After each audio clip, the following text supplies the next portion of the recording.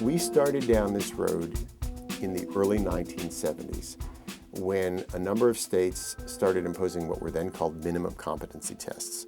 These were very easy tests, basically aimed at 10 or 15% of the school-age population, not the rest, to ensure that kids at the bottom of the distribution had the basic skills that policymakers thought they needed to go out and do some work.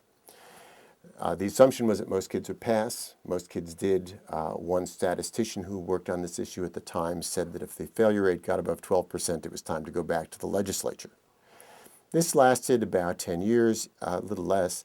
It really swept the country. By the end of the 1970s, a lot of states were doing this. In the 1980s, there was a somewhat diffuse change state by state in several ways. First of all, there was a growing interest in holding educators and schools accountable rather than kids or in addition to kids, which was a fundamental change.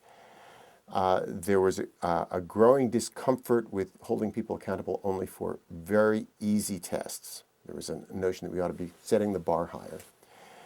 And so states began to experiment with ways of holding schools accountable.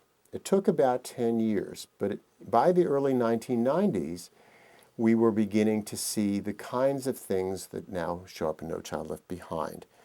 So for instance, by 1992, Kentucky, which I'll use as one example, had put in place a policy that rewarded and punished schools for changes in test scores, which is the linchpin of No Child Left Behind. They didn't do it quite the same way that No Child Left Behind does. But all schools were given targets. The targets were, just as today's are, completely arbitrary. The time to reach those targets was also arbitrary. It was, in that case, 20 years rather than our current 12.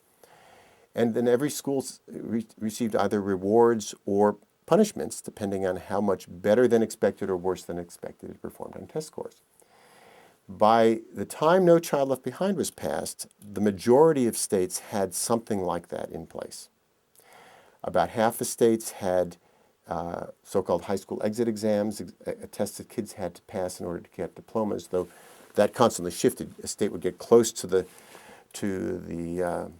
jumping off the diving board and say, whoa, we're going to fail too many kids, and they'd back off, and another state would go forward. But typically it was about half the states that had either a policy in place or one planned. So all of that was basically ready to go when George Bush came to office. What he did was cobble together policies that states had been building for about 10 years and add a few wrinkles. And some of those wrinkles seem really arcane, but they turned out to be very, very important. One of them, which really does sound esoteric, is that the typical state system of this sort set a target. By 2010, 2020, you're going to be up here. And your school, whatever your school was, would have to go up on a straight line. Every school would have a straight line from its starting point to the target.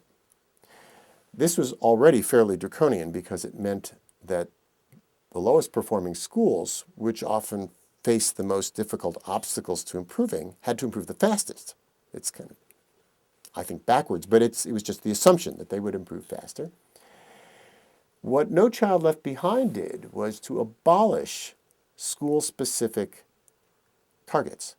The target is set statewide. The rate of progression required to go from the starting point to 100% proficient is a statewide target, and every school has to be on that line.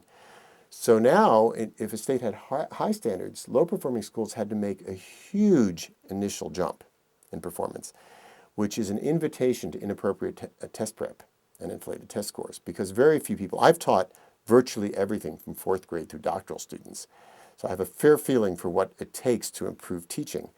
I don't know anyone who can generate dramatic gains year after year after year. It takes time.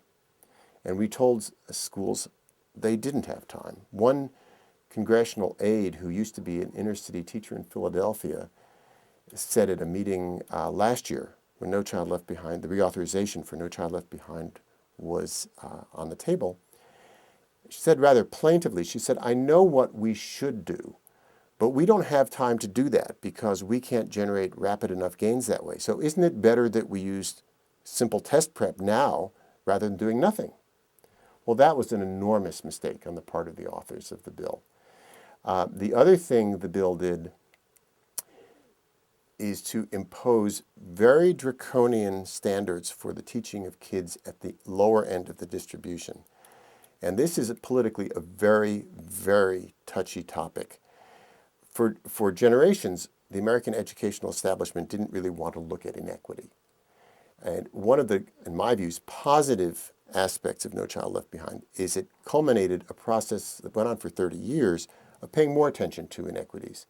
And the logic of No Child Left Behind is that inequities have to be done away with, which would be fine if we actually had the political will to do that. I don't think we do, but if we did, the problem is that even if we had an egalitarian educational system, and for that matter, even if we had an egalitarian society, kids differ.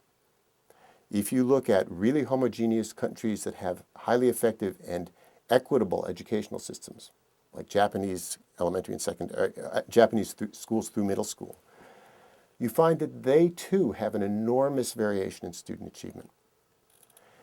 Our policy currently does not allow for that. All kids, virtually all, have to reach the same high level. And it includes, if you read the regulations carefully enough, even students with mild cognitive disabilities. It's, I think, an unreasonable policy. I think in some ways it's a very cruel policy. Ironically, the goal is to help kids at the bottom, but in some ways it's very cruel to kids at the bottom.